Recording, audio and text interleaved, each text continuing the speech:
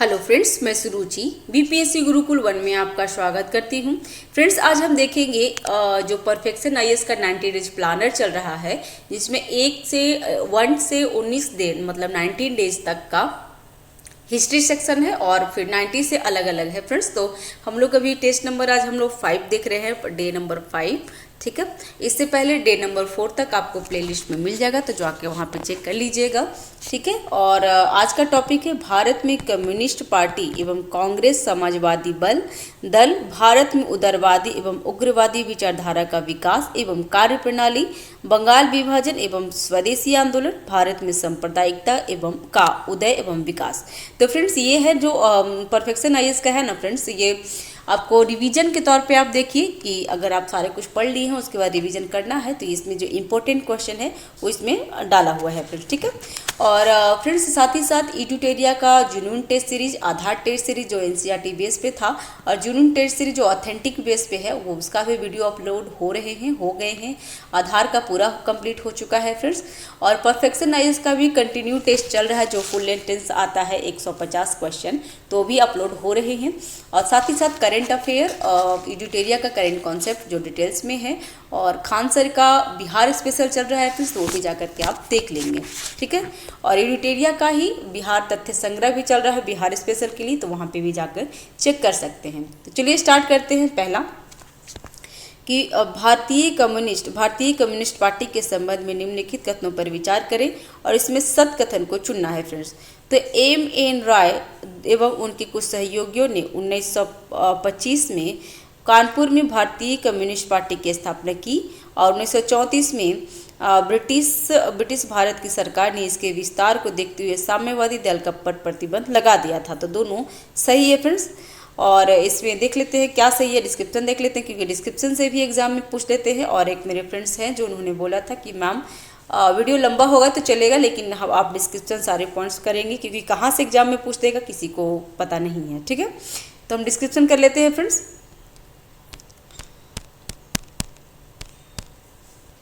भारतीय communist party का गठन एम.एन. रॉय एवं उनके कुछ सहयोगियों ने 1925 में कानपुर में किए थे। एस.पी. धाटे, कौन? एस.पी. धाटे इस दल के महामंत्री थे। 1920 में ताशकंद में भारतीय कम्युनिस्ट पार्टी की पहली शाखा की स्थापना की गई थी। ताशकंद में पार्टी की स्थापना एम.एन. रॉय की महत्वपूर्ण भूमिका है, तो ध्यान रखेंगे फ्रेंड्स। और फ्रेंड्स, चैनल पे अगर नए हैं तो चैनल को सब्सक्राइब कर लीजिएगा, जो कि बिल्कुल फ्री है। लाइक कीजिए, शेयर कीजिए फ्रेंड्स दोस्तों के साथ, और जो भी कमेंट आप करना चाहते हैं, कोई भी सजेशन देना चाहते हैं, तो प्लीज़ आप कमेंट बॉक्स पे दे सकते हैं। ठीक है, 1920 में ताशकंद में जो हुई थी, ताशकंद में भारतीय कम्युनिस्ट पार्टी की पहली शाखा की स्थापना की गई थी, और ताशकंद में पार्टी की स्थापना एम.एन. रॉय की महत्वपूर्ण भूमिका थी। नेक्स्ट है भारत में कांग्रेस समाजवादी दल के गठन के संबंध में निम्न कथनों पर विचार करना है, और इसमें सत कथन को चुनना है फ्रेंड्स।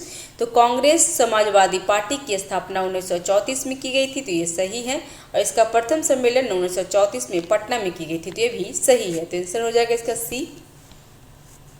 कांग्रेस समाजवादी दल की स्थापना 17 मई 1934 को पटना के अंजुमन इस्लामिया हॉल में आचार्य नरेंद्र देव, जयप्रकाश नारायण और मिसू मसानी एवं अशोक मेहता के प्रयत्नों से हुआ था। तो ये एग्जाम में बहुत बार पूछा है फ्रेंड्स, तो ये बिल्कुल ध्यान रखेंगे।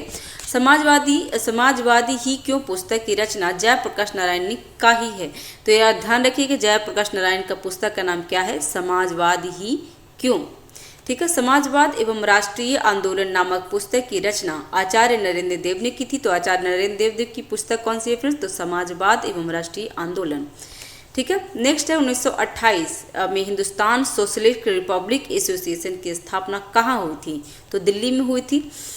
तो भगत सिंह की आग्रह पर हिंदुस्तान रिपब्लिक एसोसिएशन, जिसकी स्थापना सचिंद्र सन्याल ने की थी का नाम बदलकर 10 सितंबर 1928 को दिल्ली के फिरोज शाह कोटला मैदान में Hindustan socialist Republic association HSRA का कर दिया गया था। इस संस्था का मुख्य उद्देश्य भारत में समाजवादी गणतंत्र राज्य का निर्माण करना था। ठीक है फ्रेंड्स, नेक्स्ट है इस संगठन के सदस्य भगत सिंह, चंद्रशेखर आजाद व राजगुरु द्वारा सांठड़ की हत्या भी कर दी गई थी, तो ये भी आप ध्यान रखेंगे। नेक्स्ट है दत्त वेडले अभिधारण क्या थी। तो दत्त वेडले अभिधारण क्या थी, तो इसके बारे में देख लेते हैं और क्या पूछ रहा है इसमें। तो आंसर है इसका डी। यह कम्युनिस्ट पार्टी का एक दस्तावेज था जिसके अनुसार साम्राज्यवादी विरोधी लोगों के मोर्चे को साकार करने में नेशनल मतलब राष्ट्रीय एक महती तथा प्रमुख भूमिका निभा सकती थी। तो इसका आंसर हो जाएगा डी। भारतीय स्वतंत्रता संघर्ष के दौरान दत्त वेडले सिद्धांत साम्यवादी आंदोलन से संबंधित है। तो ये किसके संबंधित है, तो दत्त वेडले सिद्धांत साम्यवादी आंदोलन से संबंधित है। ठीक है। भारत में कम्युनिस्ट आंदोलन में बदलाव के सैद्धांतिक और राजनीतिक बुनियाद 1926 की शुरुआत में एक दस्तावेज के जरिए रखी गई थी जिसको दत्त वेडले सिद्धांत के नाम से जाना जाता है। इस सिद्धांत के मुताबिक साम्राज्य विरोधी जन मोर्चा के कार्य को कामयाब बनाने में भारतीय राष्ट्रीय कांग्रेस बहुत बड़ी अग्रणी भूमिका अदा कर सकती है। नेक्स्ट है कांग्रेस समाजवादी दल के बारे में निम्न कथनों पर विचार करना है। और यहाँ पे क्या पूछ रहा है, फिर यहाँ पे सत कथन पूछ रहा है। तो कांग्रेस के अंदर रहकर कांग्रेस की दिशा को वामपंथी की ओर मोड़ने के उद्देश्य से 1934 में कांग्रेस समाजवादी दल की स्थापना पटना में की गई थी। तो ये सही है।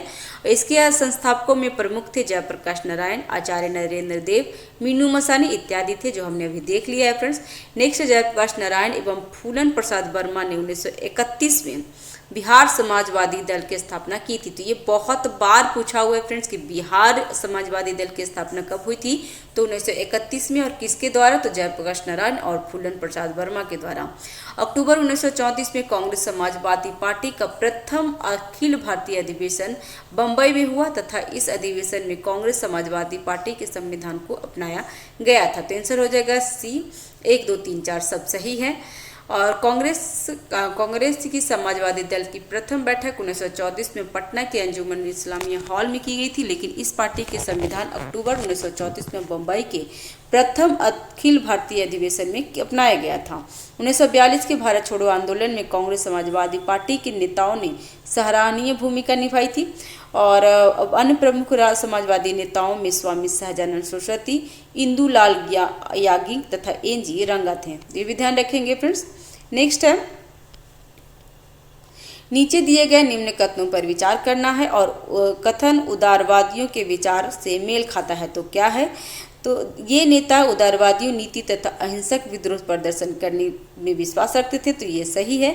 ये कानून के दायरे में रहकर अहिंसा और संवैधानिक प्रदर्शनों के पक्ष में थे। तो ये भी सही है। और ये नेता प्रार्थना पत्रों, प्रतिवेदनों, स्मरण पत्रों एवं शिष्टमंडलों के द्वारा सरकार के सामने अपनी मांगे को रखते थे। तो ये भी सही उदारवादी के लिए। तो इसका आंसर हो जाएगा डी। उदारवादी नेता अहिंसक विरोध प्रदर्शन, प्रार्थना पत्र एवं संवैधानिक तरीकों से अपनी मांग मनवाने चाहते थे। तिलक ने इन कार्य प्रणाली को राजनीतिक भिक्षावृत्ति कहा था। तो ये क्वेश्चन पूछता है कि किसने उदारवादी जो विचार रखते थे उनको राजनीतिक भिक्षावृत्ति कहा था, तो तिलक जी कहे थे। तो ध्यान रखिएगा, एग्जाम में सिंगल क्वेश्चन में पूछ देता है। नेक्स्ट है गोपाल कृष्ण गोखले, दादा भाई नौरोजी, मोतीलाल नेहरू, तेज बहादुर सप्रू, महात्मा गांधी आदि प्रमुख उदारवादी नेता थे। नेक्स्ट है निम्नलिखित में से कौन उग्रवादी विचारधारा वाले नेताओं के कार्यकाल का भाग नहीं है।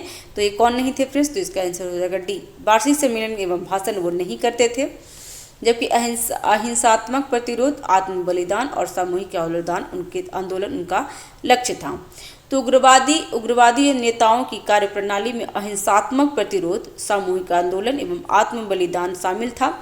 वहीं उदारवादी नेता संवैधानिक आंदोलन, अंग्रेजों की न्यायप्रियता, वार्षिक सम्मेलनों, भाषण देने, प्रस्ताव पारित करने और इंग्लैंड को शिष्टमंडल भेजने में विश्वास करते थे। सर हेनरी कॉटन ने कहा था कि उग्रवादी भारत में सब प्रकार के मुक्त और स्वतंत्र राष्ट्रवादी शासन प्रणाली की स्थापना करना चाहते हैं। तो किसने कहा था, तो हेनरी कॉटन ने। नेक्स्ट है 1885 से मतलब 1885 से 1905 के बीच उदारवादी युग में उदारवादी नेताओं के कार्यों में निम्नलिखित में से कौन एक शामिल नहीं है। तो इसका आंसर हो जाएगा राजनीतिक में जनता का रुझान पैदा करना और जनता के विचारों को संगठित करना, राष्ट्रीय स्तर पर जनता की मांग रखना और जनता की एकता को भाव पैदा करना और राजनीतिक रुझान रखने वाले भारतीय राजनीतिक में संलग्न कार्यकर्ताओं और राजनेता के बीच राष्ट्रीय स्तर का एकता स्थापित करना। तो ये सभी था फ्रेंड्स, तो इसका आंसर हो जाएगा डी। उदारवादी युग 1885 से 1905 के बीच में उपरोक्त सभी कार्य उदारवादी के थे। उदारवादियों ने अपने उद्देश्यों की प्राप्ति के लिए दो प्रकार की नीतियों का अनुसरण किए थे। ठीक है, पहला क्या था, तो भारतीयों ने राष्ट्र प्रेम एवं चेतना जागृत कर राजनीतिक मुद्दों पर उन्हें शिक्षित करना एवं उनके एकता स्थापित करना, और दूसरा ब्रिटिश जनमत एवं ब्रिटिश सरकार को भारतीय पक्ष में करके भारत में सुधारों की प्रक्रिया को प्रारंभ करना था। नेक्स्ट है 1858 से 1905 के तक समय भारतीय राष्ट्रवाद का शैशव काल था। प्रारंभिक राष्ट्रवादियों ने इस काल में राष्ट्रवाद की धरती को सींचा एवं उसमें गहरे तथा राष्ट्रीयता के बीज बो दिए। यह कथन किस इतिहासकार का था फ्रेंड्स, तो इसका नाम था विपिन चंद्र। ध्यान रखिएगा, कथन बहुत एग्जाम में पूछता है फ्रेंड्स, और ये जो भी है ना इसमें सब क्वेश्चन पूछा हुआ है ये फ्रेंड्स, ध्यान रखेंगे। चैनल पे अगर नए हैं फ्रेंड्स तो चैनल को सब्सक्राइब कर लीजिएगा, लाइक कीजिए, शेयर कीजिए फ्रेंड्स। कोई त्रुटि रहती है तो कमेंट बॉक्स पे आप हमें बता सकते हैं ताकि मैं कुछ सुधार कर सकूं। और फ्रेंड्स हमारा टेलीग्राम चैनल भी है, तो टेलीग्राम चैनल भी ज्वाइन कर सकते हैं, वहाँ पे मैं PDF प्रोवाइड कर देती हूँ। ठीक है। तो और लॉर्ड कर्जन ने कांग्रेस के बारे में कहा था कि कांग्रेस अपनी पतन की ओर लड़खड़ाती जा रही है तथा उसकी इच्छा है कि वह कांग्रेस की शांतिमय मृत्यु में सहायता दे सके। तो ये क्वेश्चन बहुत बार पूछता है फ्रेंड्स, ये कर्जन ने ही बोला था और कर्जन ने ही बंगाल विभाजन किया था तो 1905 में, तो भी ध्यान रखेंगे। नेक्स्ट है उदारवादी नेताओं में ब्रिटिश आर्थिक नीतियों की आलोचना की, एक भारत की गरीबी दूर करने के लिए कुछ प्रमुख उपाय सुझाए थे। इनमें से कौन उपाय उदारवादियों ने नहीं सुझाए थे, तो कौन सा नहीं था फ्रेंड्स, इसका आंसर हो जाएगा बी। भारत में विदेशी पूंजी निवेश को बढ़ावा, तो ये नहीं था। जबकि भारत में आधुनिक औद्योगिक का तेजी से विकास एवं संरक्षण, स्वदेशी वस्तुओं का प्रयोग और विदेशी वस्तुओं का बहिष्कार था। आंसर हो जाएगा इसका बी। उदारवादियों ने भारत में आधुनिक उद्योग का तेजी से विकास एवं संरक्षण पर जोर दिया था। उन्होंने स्वदेशी का प्रयोग एवं विदेशी वस्तुओं का बहिष्कार की वकालत की थी। उन्होंने भारत में विदेशी पूंजी निवेश का विरोध किया एवं कहा कि इससे भारतीय पूंजीपतियों का उत्पीड़न होगा और भारत की अर्थव्यवस्था तथा राजनीतिक प्रणालियों पर ब्रिटेन का दबदबा और मजबूत होगा। नेक्स्ट है उदारवादी भारतीय नेताओं ने ब्रिटिश सरकार के समक्ष आर्थिक सुधार संबंधी अनेक मांगों रखी। इसमें से कौन एक उनकी प्रमुख मांगे में शामिल नहीं था, तो इसका आंसर हो जाएगा डी। रेलवे, बागानों एवं उद्योगों के विकास हेतु अधिक धन व्यय करना, तो ये मांग नहीं थी। जबकि आयात पर सीमा शुल्क हटाया जाए, भूमि कर की दर कम किया जाए और सिंचाई की व्यवस्था की जाए, तो तीनों था, जबकि चौथा गलत है। उदारवादियों ने ब्रिटिश सरकार के समझ अनेक आर्थिक मांगे रखी थी, लेकिन रेलवे, बागानों एवं उद्योगों में अधिक धन व्यय किए जाने के विरोध था और यह उनकी मांगे में शामिल नहीं था। नेक्स्ट है उदारवादियों ने भारतीय राष्ट्रीय कांग्रेस की ब्रिटिश कमेटी इंडिया की स्थापना ब्रिटेन के किस शहर में की थी, तो इसका आंसर हो जाएगा लंदन। अपने उद्देश्यों को प्राप्त करने के लिए उदारवादियों ने 1899 में लंदन में भारतीय राष्ट्रीय कांग्रेस की ब्रिटिश कमेटी इंडिया की स्थापना की थी, तो ध्यान रखेंगे फ्रेंड्स। नेक्स्ट है उदारवादियों का मानना था कि देश की राजनीतिक मुक्ति के लिए सीधी लड़ाई लड़ना अभी अव्यवहारिक नहीं है। नेक्स्ट है राष्ट्रीय आंदोलन के उदारवादी युगों के संबंध में निम्न कथनों पर विचार करना है, और यहाँ पे पूछ रहा है सत कथन कौन सी है। तो कांग्रेस की स्थापना से लेकर आरंभिक 20 वर्षों तक उसकी राजनीतिक अत्यंत उदार थी, लेकिन इसलिए इस काल को कांग्रेस के इतिहास में उदारवादी राष्ट्रीयता का काल माना जाता है, और तो वो सही है फ्रेंड्स, इसका आंसर होगा ए, क्योंकि वही सही था।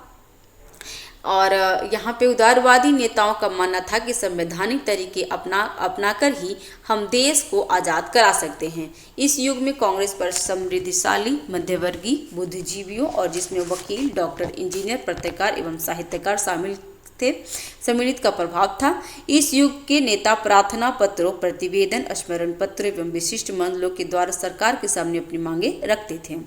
नेक्स्ट है, ब्रिटिश सरकार तथा नौकरशाही के कांग्रेस विरोधी षड्यंत्र अपने उद्देश्य पूर्ति में इसलिए सफल न हुए क्योंकि वे यह बात जानने में असमर्थ रहे कि कांग्रेस की शक्ति का मूल्य आधार मध्यम वर्ग है, धनी दानी लोग नहीं। यह कथन किसका है? तो यह कथन डॉक्टर R.C. मजूमदार का है। उपयुक्त कथन R.C. मजूमदार का है। और अश्विनी कुमार ने कांग्रेस सम्मेलन में 3 दिनों की तमाशा कहा था। तो ये क्वेश्चन पूछता है फ्रेंड्स कि 3 दिनों का कांग्रेस को 3 दिनों का तमाशा किसने कहा था? तो अश्विनी कुमार ने कहा था। और बंकिम चंद्र चटर्जी ने कहा था क्या कि कांग्रेस के लोग पदों के भूखे हैं। बंकिम चंद्र चटर्जी ने क्या कहा था? तो कांग्रेस के लोग पदों के भूखे हैं। और BP चंद्रपाल ने कहा था कि याचना संस्था है।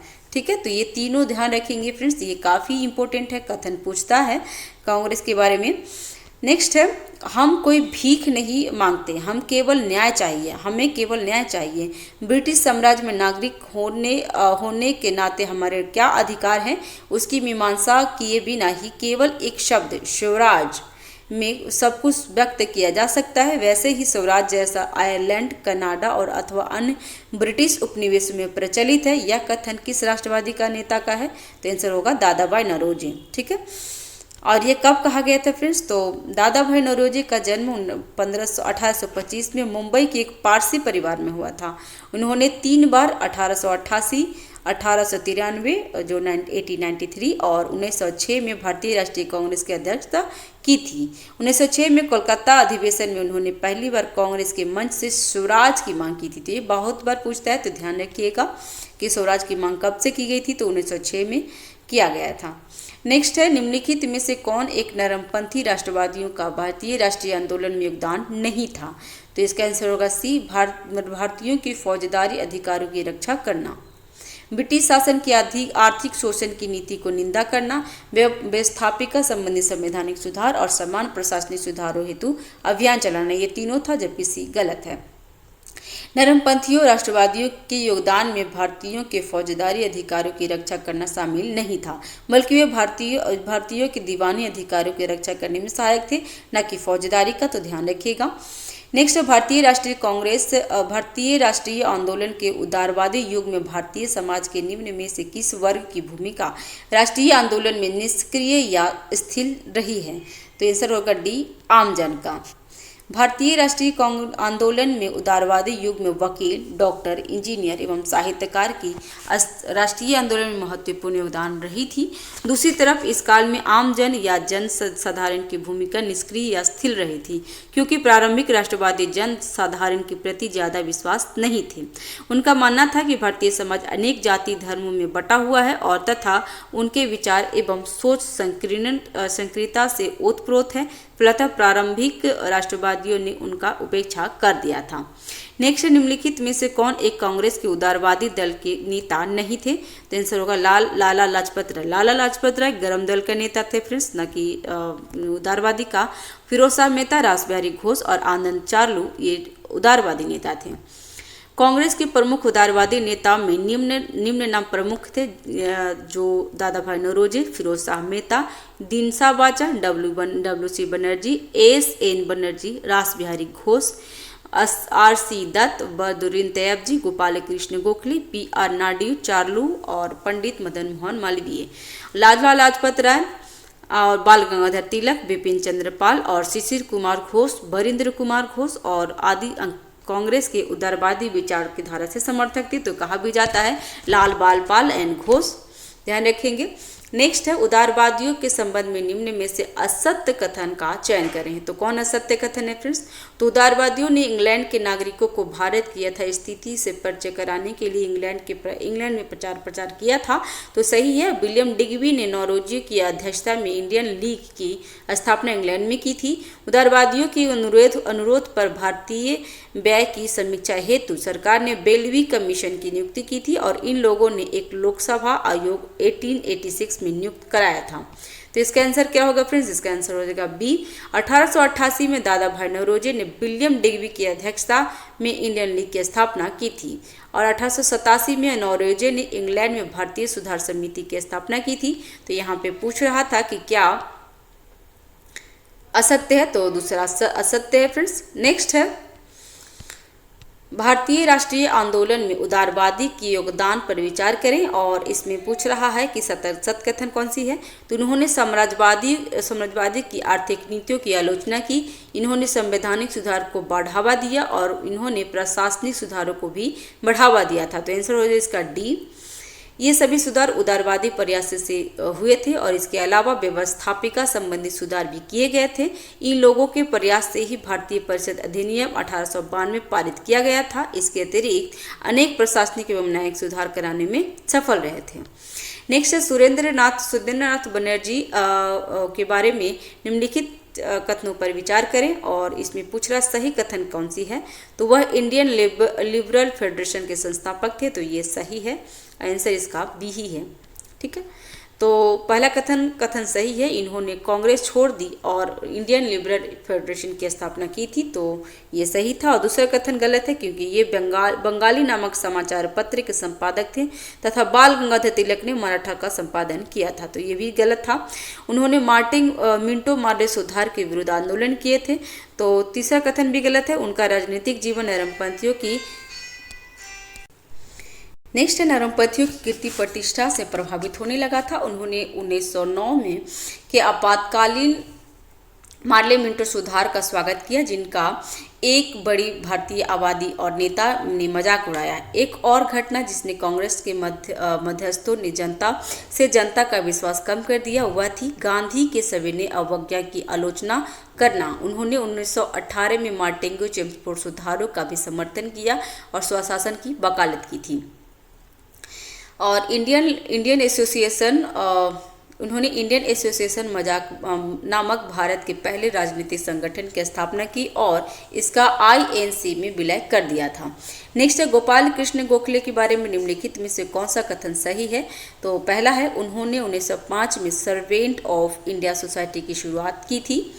दूसरा है, वह दक्षिण अफ्रीका गए और रंगभेद के खिलाफ गांधी जी के आंदोलन में उनकी मदद की। और तीसरा, गांधी जी गोखले को भारत का हीरा, महाराष्ट्र का रत्न और श्रमिकों का राजकुमार बताया था। तो आंसर पहला दूसरा सही है, तीसरा गलत है फ्रेंड्स। ठीक है, और गोपाल कृष्ण गोखले का जन्म महाराष्ट्र के कोल्हापुर में हुआ था। महाराष्ट्र के सुकराता के नाम से प्रसिद्ध गोखले महादेव गोविंद रानडे के शिष्य और महात्मा गांधी के राजनीतिक गुरु थे। ठीक है, गोपाल कृष्ण गोखले 1905 में कांग्रेस के बनारस में अधिवेशन में अध्यक्षता की थी और 1912 से 15 तक गोखले भारतीय लोक सेवा आयोग के अध्यक्ष रहे थे। तो यह भी ध्यान रखिएगा कि महाराष्ट्र का सुकराता किसे कहा जाता है। तो महाराष्ट्र का सुकराता महाराष्ट्र का सुकराता रानडे को कहा जाता है फ्रेंड्स, ध्यान रखिएगा। नेक्स्ट है, नरमपंथी नेताओं के बारे में निम्नलिखित में से कौन सा कथन सही है। तो पहला है क्या कि उन्होंने लोकतंत्र तथा नागरिक स्वतंत्रता के विचारों को लोकप्रिय बनाया। तो ये सही है। और इन नेताओं ने अपनी राजनीतिक गतिविधियों केवल शिक्षित वर्ग तक ही सीमित रखी थी। तो ये भी सही है। उन्होंने विदेशी वस्तुओं के बहिष्कार की वकालत की थी। तो ये भी सही है। और उनके आंदोलन में सरकारी स्कूलों और कॉलेजों का बहिष्कार शामिल था। तो ये भी सही है। तो आंसर हो जाएगा इसका डी। नरमपंथी के तरीके क्या कहते हैं। तो नरमपंथी को ब्रिटिश न्याय और निष्पक्षता की भावना को पूरा भरोसा था। वे अंग्रेजों के प्रति वफादार थे। नरमपंथियों ने अपनी मांगे प्रस्तुत करने के लिए याचिका, संकल्पों और ज्ञापनों का उपयोग करते थे। उन्होंने लोकतांत्रिक नागरिक स्वतंत्रता और विचार को लोकप्रिय बनाया। वे विदेशी वस्तुओं के प्रयोग के विरोधी थे। इन नेताओं ने अपनी राजनीतिक गतिविधियों केवल शिक्षित वर्ग तक ही सीमित रखी थी। उदारवादी ने स्वदेशी और बहिष्कार के अलावा निष्क्रिय प्रतिरोध का आह्वान किया, जिसमें सरकारी स्कूलों और कॉलेजों, सरकारी सेवा, अदालतों, विधान परिषदों, नगर पालिका और सरकारी उपाधियों आदि का बहिष्कार शामिल था। नेक्स्ट है, जब कांग्रेस नेता मार्टेंगो चेम्सफोर्ड रिपोर्ट के खिलाफ थे तो कई नरमपंथियों ने भारतीय राष्ट्रीय कांग्रेस को छोड़कर किसका गठन किया था। तो इसका क्वेश्चन आंसर होगा डी इंडियन लिबरल फेडरेशन का। इंडियन लिबरल फेडरेशन का गठन मोंटेफोर्ड रिपोर्ट मार्टेंगू चेम्सफोर्ड होना चाहिए था। तो मार्टेंगू चेम्सफोर्ड रिपोर्ट के बाद कांग्रेस पार्टी छोड़ने वाले रणपंथियों द्वारा किया गया था। उनमें प्रमुख सदस्य कौन थे? तो सुरेंद्र नाथ बनर्जी, तेज बहादुर सप्रू और M.R. जयकर थे। तो ध्यान रखेंगे फ्रेंड्स, इंडियन लिबरल फेडरेशन में सुरेंद्र नाथ बनर्जी, तेज बहादुर सप्रू और M.R. जयकर थे। नेक्स्ट है, निम्नलिखित कथनों पर विचार कीजिए और गलत कथन को चुनना है।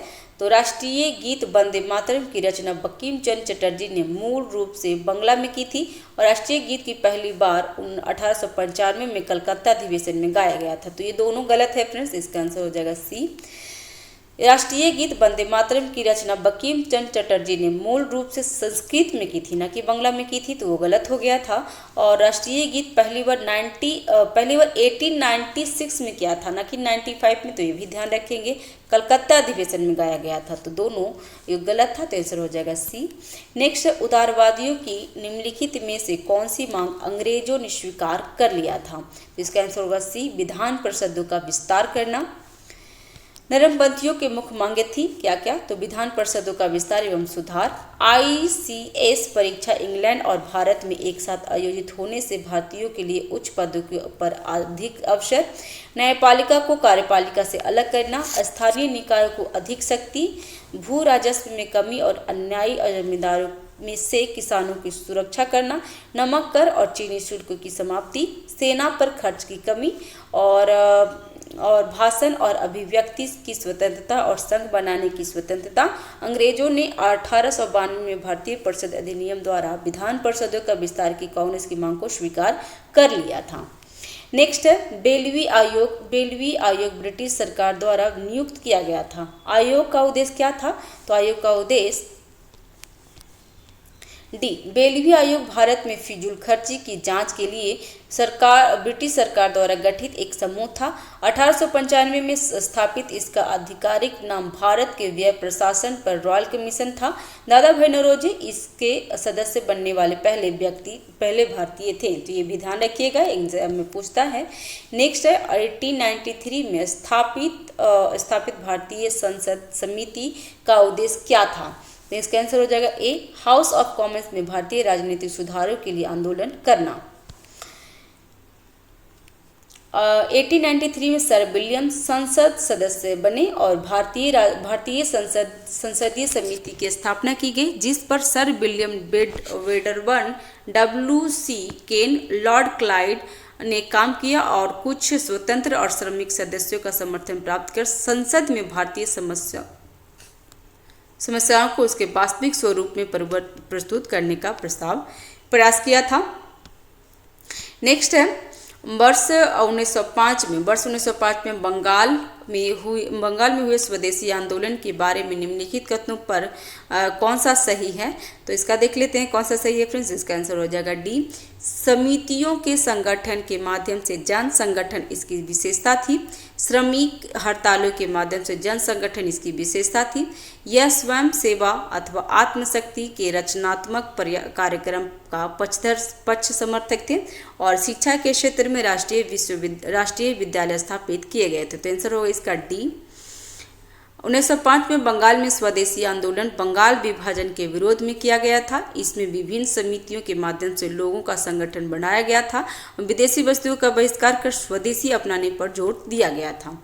ठीक है, नेक्स्ट है, स्वदेशी आंदोलन के दौरान साहित्यिक, तकनीकी और शारीरिक शिक्षा देने के लिए राष्ट्रवादियों ने राष्ट्रीय शैक्षणिक संस्था स्थापित की थी। 15 अगस्त 1906 को एक राष्ट्रीय शिक्षा परिषद की स्थापना की गई थी। कलकत्ता में एक राष्ट्रीय कॉलेज का प्रारंभ हुआ, जिसके प्रधानाध्यापक कौन बने थे? तो अरविंद घोष बने थे। नेक्स्ट, स्वदेशी एवं बहिष्कार आंदोलन में समाज के विभिन्न वर्गों के योगदान पर विचार करें और यहाँ पे पूछा उपयुक्त वर्गों में से किस वर्ग को प्रभावित करने में आंदोलन पूर्णतः असफल साबित हुई थी? तो आंसर होगा सी, 3 और 4, जिसमें किसान वर्ग और मुसलमान। स्वदेशी और बहिष्कार आंदोलन का सामाजिक आधार ज़्यादा व्यापक नहीं हो सका, क्योंकि इस आंदोलन में जमींदारों के कुछ वर्ग, विद्यार्थी, महिलाएं एवं शहरों तथा कस्बों के निम्न मध्यवर्गीय लोग ने ही सक्रिय रूप से भाग लिया था। मुसलमान एवं किसान वर्ग को प्रभावित करने में यह पूर्णतः असफल साबित हुआ था। ठीक है, नेक्स्ट है बंगाल के विभाजन के समय बंगाल का लेफ्टिनेंट गवर्नर था। कौन थे फ्रेंड्स? तो इसका आंसर होगा सर एंड्रू फ्रेजर। एग्जाम में पूछता है फ्रेंड्स कि बंगाल के विभाजन के समय बंगाल का लेफ्टिनेंट गवर्नर कौन था? तो सर एंड्रू फ्रेजर। आपको कहीं पे भी कहीं ना कहीं मिल गया होगा। नेक्स्ट है इसका है बंगाल विभाजन 1905 से 6 के समय बंगाल का governor lieutenant sir Andrew Fraser थे तथा भारत के गवर्नर जनरल लॉर्ड कर्जन थे। कर्जन के भारत विरोधी कार्यों के सर्वाधिक महत्वपूर्ण कार्य था बंगाल विभाजन। इसने राष्ट्रीय आंदोलन को दबाने व कमजोर करने में उद्देश्य से प्रशासनिक असुविधा का आरोप लगाकर बंगाल को 2 भागों में बांट लिया था। इस कार्य के द्वारा हिंदू व मुसलमानों में मतभेद पैदा कर अपनी फूट डालो और राज करो की नीति का क्रियान्वयन करने का प्रयास किया गया था। नेक्स्ट है ब्रिटिश पत्रकार H.W. नेविंसन जुड़े थे किससे? तो स्वदेशी आंदोलन से। ब्रिटिश पत्रकार H.W. नेविंसन स्वदेशी आंदोलन जो 1905 में शुरू किया गया था से जुड़े थे। इन्होंने 4 महीनों तक भारत में रहकर मैनचेस्टर गार्जियन, ग्लासगो हेराल्ड और डेली क्रॉनिकल्स के लिए रिपोर्टिंग की थी। बाद में उन्होंने इस रिपोर्ट को the new spirit in India नामक के पुस्तक के रूप में संपादित किया था। तो एक ध्यान रखिएगा, ये बुक का नाम न्यू स्पिरिट इन इंडिया नामक पुस्तक किसका है? तो सर H.W. नेविंसन का है। तो ध्यान रखिएगा फ्रेंड्स, पूछता है एग्जाम में। नेक्स्ट है निम्नलिखित कथनों पर विचार करना है। लॉर्ड कर्जन द्वारा बंगाल विभाजन का मुख्य उद्देश्य राष्ट्रीय आंदोलन को दबाना एवं कमजोर करना था। तो ये सही है। कर्जन ने प्रशासनिक असुविधा का आरोप लगाकर बंगाल को 2 भागों में बांट दिया था। तो ये भी सही है। तो क्या पूछ रहा था कि सत्य कथन को। और तीसरा है उस समय पूर्वी बंगाल में असम और पूर्वी बंगाल के चटगांव, ढाका एवं राजशाही जिले शामिल थे। तो तीनों सही है। आंसर होगा इसका डी। कर्जन ने 19 जुलाई, ये डेट रखेंगे याद फ्रेंड्स, कहीं कहीं पे 19 जुलाई, कहीं कहीं पे 20 जुलाई आपको मिल जाएगा। 19 जुलाई 1905 को, ठीक है, को बंगाल विभाजन के निर्णय की घोषणा की गई थी। और ये भी डेट याद रखेंगे फ्रेंड्स, बिल्कुल अच्छे से याद रखेंगे क्योंकि ये काफ़ी इंपॉर्टेंट है और डेट पूछता है। तो 16 अक्टूबर 1905 को बंगाल विभाजन लागू हो गया था। तो एक क्वेश्चन पूछता है कि बंगाल विभाजन कब लागू हुआ था। इसमें डेट दे देगा 19 जुलाई, 16 अक्टूबर और 2-3 डेट दे देगा। तो बंगाल विभाजन लागू कब हुआ था? तो 16 अक्टूबर 1905 को। और विभाजन के परिणाम स्वरूप 7 अगस्त 1905 को कलकत्ता के टाउन हॉल में स्वदेशी आंदोलन का घोषणा की गई थी। तो ये भी ध्यान रखेंगे, इसमें 3 डेट काफ़ी इंपॉर्टेंट है, 16 अक्टूबर, 7 अगस्त, टाउन हॉल में स्वदेशी आंदोलन की घोषणा। नेक्स्ट है बंग विरोधी आंदोलन के दौरान बंगाल व देश के अन्य हिस्सों के निम्न में से किस वर्ग ने पहली बार सक्रिय राजनीति में भाग लिया था? तो इसका हो जाएगा उपरोक्त में से सभी, जिसमें शहरी छात्र, महिलाएं और ग्रामीण छात्र तीनों थे। बंग विरोधी आंदोलन के दौरान बंगाल व देश के अन्य हिस्सों में के ग्रामीण छात्र, शहरी छात्र, युवक एवं महिला ने पहली बार सक्रिय राजनीति में भाग लिया था। सरकार ने छात्रों को दबाने की रसंभव कोशिश की थी और इस आंदोलन की एक महत्वपूर्ण विशेषता इसमें स्त्रियों की भागीदारी भी थी। नेक्स्ट है बंगाल विभाजन के प्रति भारतीयों के प्रतिक्रिया के फलस्वरूप हुई घटनाओं में निम्नलिखित में से कौन शामिल नहीं है? तो आंसर होगा सी, विदेशी पूंजी निवेश का स्वागत करना। ठीक है, बंगाल विभाजन के प्रति भारतीयों के प्रतिक्रिया के फलस्वरूप विभिन्न घटनाएं हुई थी। तो क्या क्या हुआ था? तो विदेशी वस्त्रों का बहिष्कार, जनसभाएं एवं विरोध प्रदर्शन, स्वयंसेवी संगठनों एवं समितियों का गठन, स्वदेशी एवं राष्ट्रीय शिक्षा कार्यक्रम, स्वदेशी एवं देशज उद्योगों को प्रोत्साहन करना और विदेशी पूंजी का विरोध किया गया था इत्यादि। सब ध्यान रखेंगे पॉइंट्स फ्रेंड। नेक्स्ट है कथन पर विचार करना है और सत्य कथन को चुनना है। तो वैलेंटाइन सिरोल ने अपनी पुस्तक इंडियन अनरेस्ट में तिलक को भारतीय अशांति का जनक कहा बताया था। तो ये बिल्कुल सही है फ्रेंड्स, और इसके लिए वो मानहानि का केस भी किए थे उस पर। और 1907 में ब्रिटिश सरकार द्वारा तिलक को गिरफ्तार कर कलकत्ता के अलीपुर जेल में बंद कर दिया गया था। तो ये गलत है फ्रेंड्स। इसका आंसर हो जाएगा ए। 1907 में ब्रिटिश सरकार द्वारा बंगाल बाल गंगाधर तिलक को गिरफ्तार कर मांडले जेल में बर्मा में भेज दिया गया था। फ्रेंड्स यहाँ पे 1907 लिखा हुआ है, मेरे हिसाब से ये 1908 होना चाहिए था। आप एक बार कंफर्म जरूर कर लीजिएगा, ठीक है। नेक्स्ट है, स्वतंत्रता आंदोलन के दौरान जवाहरलाल नेहरू, अरविंद घोष, सुभाष चंद्र बोस, विधान चंद्र राय आदि स्वतंत्र सेनाओं को गिरफ्तार कर अलीपुर जेल में रखा गया था। नेक्स्ट, निम्न कथनों पर विचार करें एवं नीचे दिए गए कूट को उत्तर सही चुने और इसमें सत कथन को चुनना है। तो यहाँ पे स्वदेशी आंदोलन की एक महत्वपूर्ण उपलब्धि आत्मनिर्भरता पर दिया जाने वाला जोर था और संस्कृत के क्षेत्र में भी स्वदेशी आंदोलन के अनेक परिणाम सामने आए। राष्ट्रवादी महाकाव्य, गद्य और पत्रिकाएं का विकास हुआ था। तो आंसर सी होगा, दोनों सही है। स्वदेशी आंदोलन के फलस्वरूप आत्मनिर्भरता पर जोर दिया गया। आर्थिक क्षेत्रों में इसका अर्थ देसी उद्योगों व अन्य उद्यमों को बढ़ावा देना था। संस्कृत के क्षेत्र में राष्ट्रवादी महाकाव्य, गद्य एवं पत्रिका का विकास हुआ था। नेक्स्ट, स्वदेशी आंदोलन के अनेक परिणामों में निम्न में से कौन सा एक शामिल नहीं है? कौन सा शामिल नहीं था फ्रेंड्स? इसका आंसर हो जाएगा डी। राष्ट्रवादियों ने इस आंदोलन के पश्चात विदेशी पूंजी निवेश का स्वागत किया था, तो ये गलत है। जबकि राष्ट्रवादियों ने देश भर में साहित्यिक, तकनीकी और शारीरिक शिक्षा देने के लिए राष्ट्रीय शैक्षणिक संस्था स्थापित की थी, तो ये सही है। 15 अगस्त 1906 को एक राष्ट्रीय शिक्षा परिषद की स्थापना की गई थी और इस दौरान कलकत्ता में एक राष्ट्रीय कॉलेज की स्थापना की गई थी जिसका प्राचार्य अरविंद घोष थे। तो तीनों सही है, जबकि चौथा गलत है। स्वदेशी आंदोलन के बाद राष्ट्रवादियों ने देसी उद्योग व देसी पूंजी निवेश पर जोर दिया तथा भारत में विदेशी पूंजी निवेश का विरोध किया था। इस समय आचार्य पी.सी. राय ने प्रसिद्ध बंगाल केमिकल स्वदेशी स्टोर की स्थापना की थी। नेक्स्ट, स्वदेशी आंदोलन में बंगाल के युवकों ने महत्वपूर्ण भूमिका निभाई थी। फलस्वरूप सरकार ने छात्रों की सहभागिता को दबाने के लिए निम्न में से कौन सा कदम नहीं उठाया था? तो उसका आंसर हो जाएगा फ्रेंड्स, आंसर होगा सी। जिसमें सी का क्या था तो ये देख लेते हैं। इसमें कुछ स्कूलों एवं कॉलेजों के छात्रों को स्वदेशी आंदोलन में भाग लेने के कारण मृत्यु दंड की सजा दी गई थी, तो ये गलत है फ्रेंड्स। जबकि जिन स्कूलों में कॉलेज के छात्र स्वदेशी आंदोलन में सक्रिय थे उन्हें प्राप्त सहायता एवं विशेष अधिकार छीन लिए गए थे और उन्हें विश्वविद्यालय से असंबद्ध कर दिया गया था, तो ये सही है। जिन स्कूलों एवं कॉलेजों में के छात्र स्वदेशी आंदोलन में सक्रिय थे उन छात्रों को छात्रवृत्ति की परीक्षाओं में बैठने से रोक लगा दी गई थी। और चौथा, स्वदेशी आंदोलन में भाग लेने वाले छात्रों को नौकरी से वंचित भी किया जाता था, तो तीसरा गलत है। स्वदेशी आंदोलन में भाग लेने के कारण किसी भी छात्र को मृत्यु दंड से सजा नहीं दी गई थी। राष्ट्रवादी आंदोलन में भाग लेने के दोषी छात्रों के खिलाफ अनुशासनात्मक कार्रवाई की गई थी। अनेक छात्र पर जुर्माना किए गए थे और अनेक छात्रों को पुलिस की लाठी से पीटा गया था, तो ये सब ध्यान रखिएगा। नेक्स्ट, बंगाल विभाजन के बाद किसके प्रतीक के रूप में हिंदू मुसलमान ने एक दूसरे की कलाई पर राखी बांधी थी? तो आंसर होगा डी, बंगालियों एवं बंगाल के दो टुकड़े की अटूट एकता को प्रतीक के रूप में। तो बंगाल विभाजन के बाद रक्षाबंधन के उत्सव का एक नया ढंग से उपयोग किया गया था।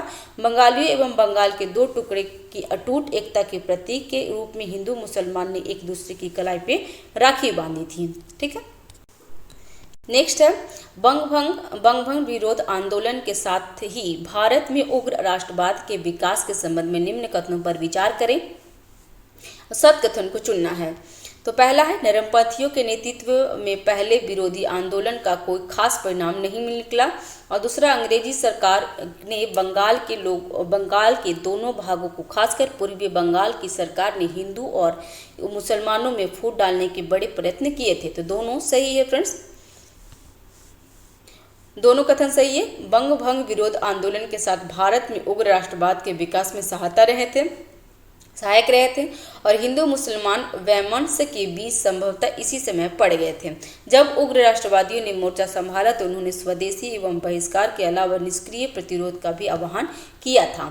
नेक्स्ट, निम्नलिखित कारकों में से कौन से कारक उग्र राष्ट्रवाद के उदय के लिए प्रमुख कारक माना जाता है? तो क्या है? तो कार्यकाल गोपनीयता कानून 1904 द्वारा प्रेस की स्वतंत्रता की दमन तत्कालीन घटनाओं ने यूरोपीय अजेयता के मिथक को तोड़ दिया था। भारतीय समाजवाद में पश्चिम प्रभावों की बढ़ती प्रवृत्ति थी।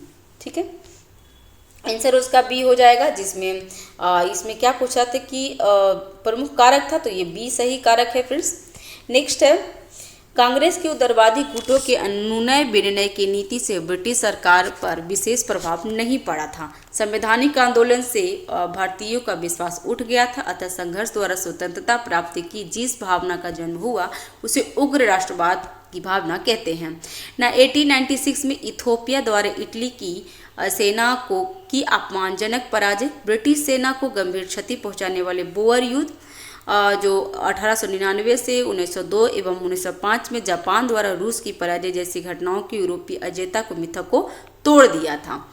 नेक्स्ट है, उग्रवादी विचारधारा के समर्थक में प्रमुख सिद्धांतों पर विचार करें, और इसमें सिद्धांत सत्य पूछ रहा है। तो स्वतंत्रता आंदोलन का मुख्य लक्ष्य स्वराज था, तो ये सत्य है। राजनीतिक क्रियाकलापों में भारतीयों की अप्रत्यक्ष भागीदारी, तो अप्रत्यक्ष भागीदारी के लिए किए थे, तो वो गलत हो गया। और अपने उद्धार के लिए भारतीयों को स्वयं प्रयत्न करना चाहिए, तो ये भी सही था। तो आंसर हो गया इसका बी। इन विचारधाराओं के समर्थक में प्रमुख सिद्धांत इस प्रकार है, तो पॉइंट भी याद रखेंगे फ्रेंड्स, कोई भी पॉइंट आपको एग्जाम में दे सकता है। तो विदेशी शासन से घृणा करो, इससे किसी प्रकार की उम्मीद करना व्यर्थ है। स्वतंत्रता आंदोलन का मुख्य लक्ष्य स्वराज है। नेक्स्ट है, राजनीतिक क्रियाकलापों में भारतीयों की प्रत्यक्ष भागीदारी। नेक्स्ट है, निर्दयता, आत्मत्याग और आत्मविश्वास की भावना प्रत्येक भारतीयों में अवश्य होनी चाहिए। और स्वतंत्रता पाने व हीन दशा को दूर करने हेतु भारतीयों को संघर्ष करना चाहिए, तो इत्यादि है। नेक्स्ट है, बंगाल विभाजन के परिणाम में निम्नलिखित में से कौन सा परिणाम असत्य है, तो असत्य देखना है फ्रेंड्स, इसका आंसर हो जाएगा ए। धार्मिक धर्म और जाति के आधार पर बंगाल के दो भागों में विभाजित किया था, तो वो असत्य है। धर्म और जाति के बारे में नहीं था फ्रेंड्स, ये राजनीतिक विवाद को तोड़ना चाहता था संगठन को। तो विदेशी वस्त्रों की होली जलाई गई थी, तो ये सही है। और हितवादी, संजीवनी एवं बंगाली जैसे पत्रों के माध्यम से विरोध प्रकट किया गया था।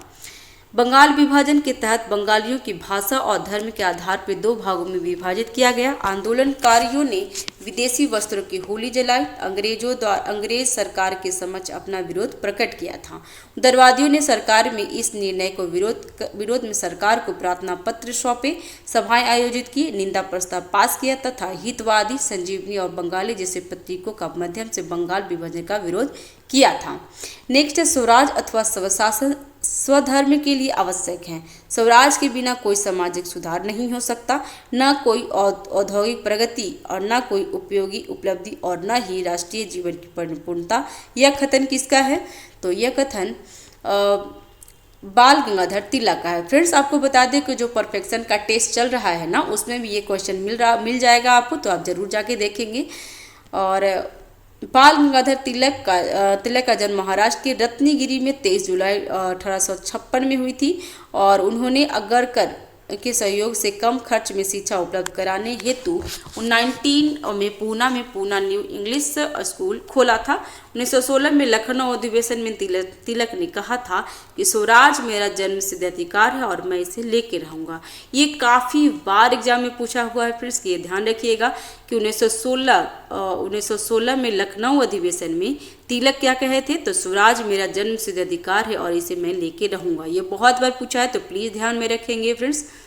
नेक्स्ट है, स्वदेशी आंदोलन के प्रभाव के संदर्भ में निम्नलिखित कथनों पर विचार करें, और इसमें लिखा है कि सत्य कथन को चुनना है। तो सत्य कथन कौन सी है फ्रेंड्स, तो 1, 2 और 4। इस आंदोलन ने जन सामान्य में राजनीतिक चेतना का प्रसार किया। दूसरा है, इस आंदोलन से गांव का सामाजिक एवं आर्थिक पुनर्जन्म हुआ। और चौथा, इस स्वदेशी भारतीय उद्योग का प्रोत्साहन मिला था। आंदोलन के फलस्वरूप पश्चिमी शिक्षा का पर्याप्त विकास हुआ, तो ये गलत है फ्रेंड्स, इसका आंसर हो जाएगा बी। इस आंदोलन के फलस्वरूप राष्ट्रीय शिक्षा एवं शैक्षणिक संस्थाओं का विकास हुआ था, न कि पश्चिमी शिक्षा का। स्वदेशी एवं बहिष्कार आंदोलन के फलस्वरूप भारतीय उद्योग अत्यधिक प्रोत्साहित मिला। इससे भारतीय संस्कृति एवं कला का विकास हुआ। लोगों में स्वदेशी वस्तुओं के प्रति जागरूकता बढ़ी थी। नेक्स्ट है, स्वदेशी आंदोलन की प्रमुख उपलब्धियों पर विचार करें, और इसमें सत्य कथन को चुनना है। देश प्रेम एवं राष्ट्रीयता के तीव्र प्रसार सहयोग, लोगों में राजनीतिक चेतना का प्रसार, इसमें उपनिवेशी विचारों एवं संस्थाओं की मंशा को उजागर किया और इस आंदोलन से प्राप्त अनुभवों की भावी आंदोलन में सहायता मिली थी। तो ये सब सही है, इसका आंसर हो जाएगा डी। नेक्स्ट है बंगाल विभाजन के संबंध में निम्नलिखित कथनों पर विचार करें। और पहला है विभाजन के पीछे मुख्य विचार 3 प्रांतों का होना था, बंगाल में पश्चिम बंगाल, पूर्वी बंगाल और असम शामिल।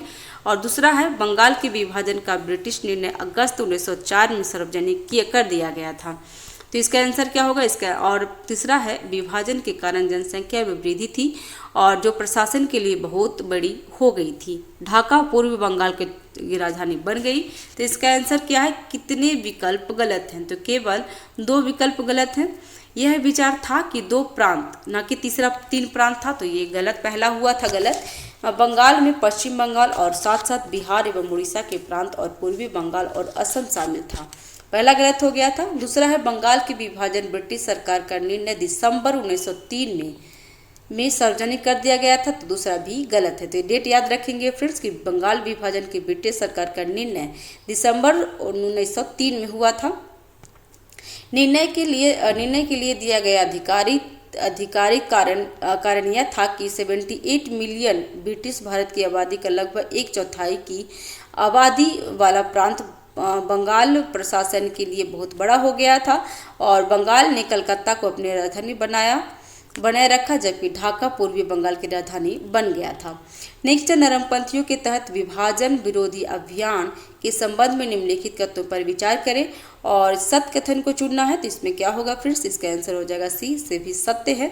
यह अभियान सुरेंद्र नाथ बनर्जी के मित्र और पृथ्वी चंद्र रे के नेतृत्व में चलाया गया था, तो ये सही है।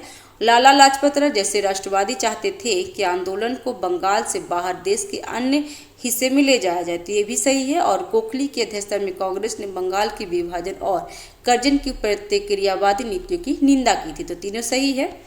1903 से 5 में की अवधि में आंदोलन का नेतृत्व सुरेंद्र नाथ बनर्जी के मित्र और पृथ्वी चंद्र रे के जैसे व्यक्तियों द्वारा प्रदान किया गया था।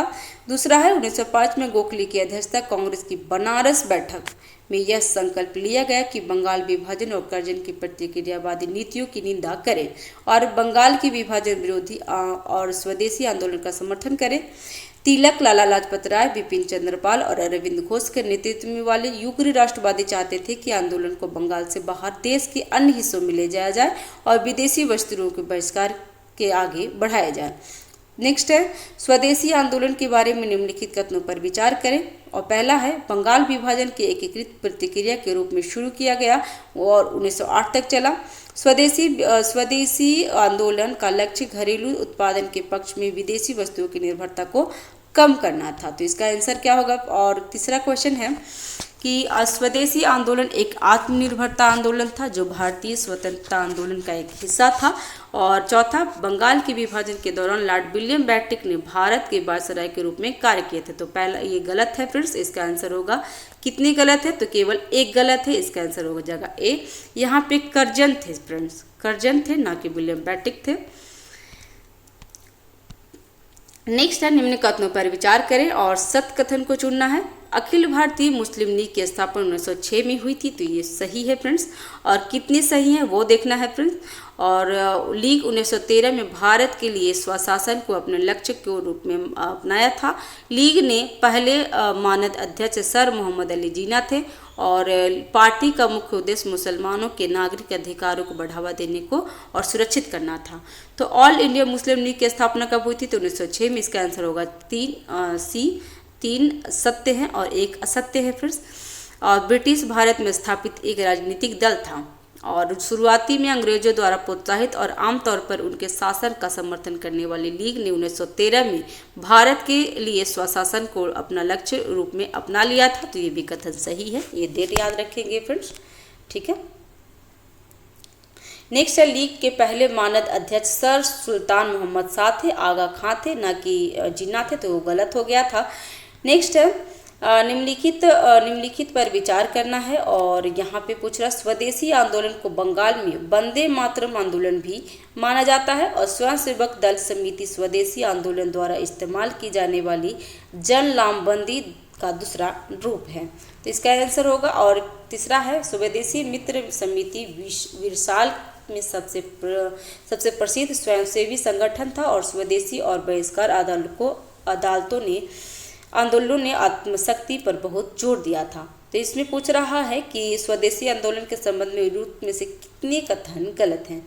तो केवल एक कथन गलत है फ्रेंड्स, जो पहला, डेल्टाई आंध्र प्रदेश क्षेत्र में वंदे मातरम आंदोलन के नाम से जाना जाता था और स्वदेशी आंदोलन के दौरान वंदे मातरम के लोगों का एक लोकप्रिय गीत था, न कि वंदे मातरम आंदोलन से ही जाना जाता था। तो ये गलत था, बाकी ये सब सही है फ्रेंड्स। नेक्स्ट है,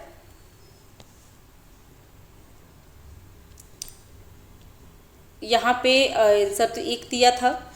नेक्स्ट है फ्रेंड्स, यहाँ पे सूची 1 और सूची 2 को मिलान करना है, सही सुमेलित करना है और पूछना कितना सही सुमेलित है।